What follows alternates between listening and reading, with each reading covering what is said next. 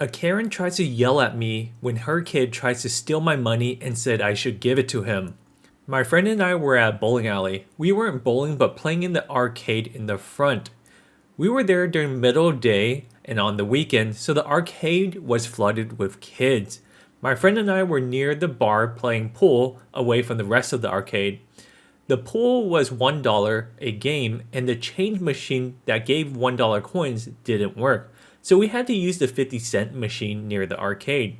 So I went over and put a $5 in the machine and went to put in my second $5 bill when a child comes over and tries to take the coin from the tray at the bottom.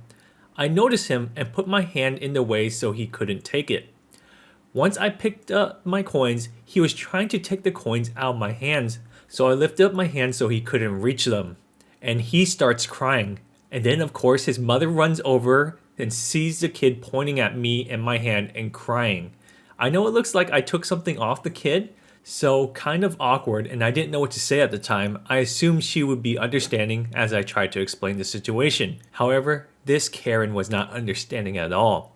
She started ranting and said that I must have taken the money from the kid and wouldn't let me get a single word in. Eventually, a family member comes over and asks what happened, with the child mother ranting to another member of the staff, and then they separate us. I explained that I was getting the change and the kid was trying to take the coins from the machine while I was putting in the money. They understood and asked what I actually did when the child took the coins. I explained that the kid didn't actually get the coins before I got them. The person was using the other machine also vouched for me and said what happened. I get the rest of my change and go back to my friend at the pool tables. I should note, while I was explaining the situation to one of the employees, the mom and kid was screaming at the other employees saying what I did was wrong.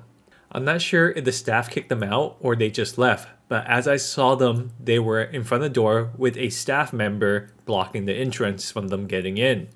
I honestly feel bad for the kid who must have been only like 4 to 5 years old, and he was just wandering around unsupervised in the arcade. Am I a jerk for telling my mom to stop spreading my personal information? I'm a 20-year-old female, have recently suffered a quite severe injury. And I don't want to go into too much detail because it's very embarrassing for me. And I just came home from college and spent 4 to 5 days in and out of hospital because of my injury. And I have been bedridden ever since I got home. Today, I had an appointment to go back to the hospital, and as soon as I got downstairs and into the kitchen, my mom told me, "I'm having a really crappy day. Don't argue with me." I literally had not said a single word to her. While we were waiting for my appointment, I was in lots of pain. My dad was rubbing my back and telling me that I was going to be okay. My mom interjected and says, "What about me? Why aren't you supporting me and rubbing my back?" She was also asking me about my college situation and got annoyed when I said I didn't want to talk about it right now. I got to a point where I had to run to the restroom and started to cry. On my way home, my mom started to call her friends because we were going to be late to pick up my younger brother from school and wanted to see if anyone else could pick him up. This was when I found out that most of her friends, who I have not met yet, knew all the details of my embarrassing accident. I had told my mom that I didn't want people to know this because of how embarrassing it is for me. Once she was off the phone with the people, I asked her to stop telling people about my injury because it was very uncomfortable for me. She told me that she had free speech and she could tell whoever she wanted and when she wanted. More of my feelings were hurt and I ended up in more tears. I went to my dad. He agrees with me and says that she has been wrong all day, but I just feel guilty and awful.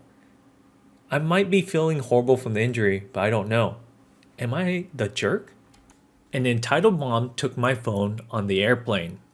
I was on a 6-hour flight a few years ago. I was in the window seat and there was a 5-year-old in the middle and the entitled mom on this aisle. Before the takeoff, she looks at me and says, "I hope you have a big bladder because we are not moving." Okay, here we go. So I downloaded several Netflix shows and comedy specials to keep me occupied during the flight. When the flight had taken off, I put in my earphones and started playing some of my shows. A while later, I feel my headphones being ripped from my ears, and I looked over and the entitled mom has my phone in her hands and was trying to unlock my phone. Of course, I was like, "What are you doing? Give that back." She then responded saying that I was sleeping and that she needed it, her kid needed it.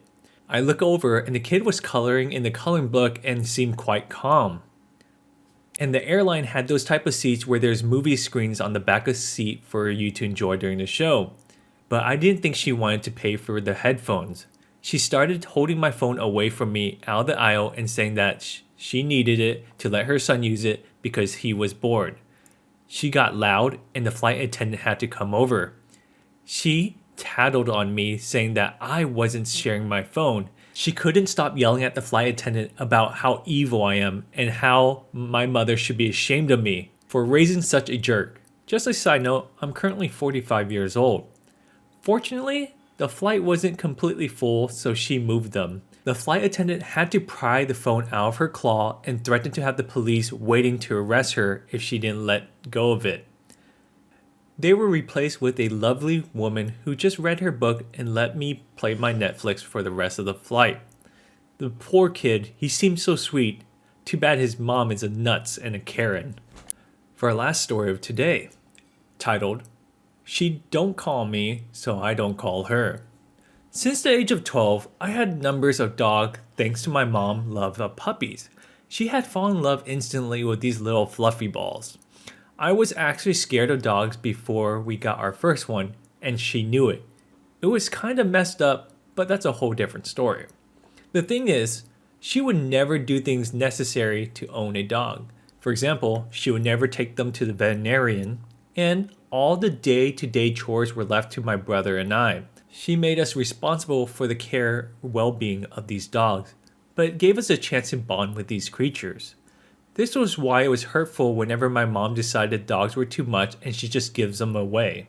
The fact of the matter is that she only likes dogs when they're puppies. As soon as they're grown up, she no longer likes them and she can't be bothered.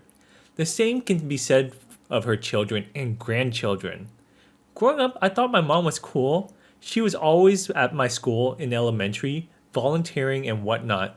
Whenever she's at school, my friends said they all loved her. This was true up to middle school.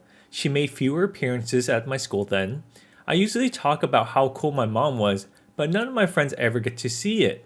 By the time I got to college, she got grouchy, sleepy, and a mean old woman. Still somewhat tolerable, but it wasn't nearly as cool. I don't know why this was the case until my niece's 13th birthday. My youngest niece was, I dare say, my mom's favorite grandchild. She and her parents lived with us for a few months when she was very little. According to my mom, my niece made everything right in the world. She adored that little girl, and was actually kind of sweet to witness. Anyway, they moved out, life moved on, and suddenly my 12-year-old niece got a cell phone. I had been texting her for a little while, but my mom never had her number. I tried to fix that, and the convo went something like this. I told my mom that her birthday was coming up, and my mom responded that she's going to be a whole teenager, and I said, "You should give her a call." And she said, "I don't have her number." Then I said, "I will give it to you." My mom said, "Well, she never called me, so why should I call her?" I responded, "Because it's her birthday." I walked away very confused. This was strange to say about someone who once meant the world to her. It was even stranger to put the weight on a two-way communication on someone who just got their first phone. But I realized my niece isn't a puppy anymore, and she's practically adult with her own thoughts and feelings. And the fact that my mom wasn't a thought on my niece's young brain brought out the brat in my mom. It's sad. Anyways, that's all the stories we have today. Feel free to check out other stories we have on the channel. Appreciate the subscribe, notification bell, and I'll see you guys next time.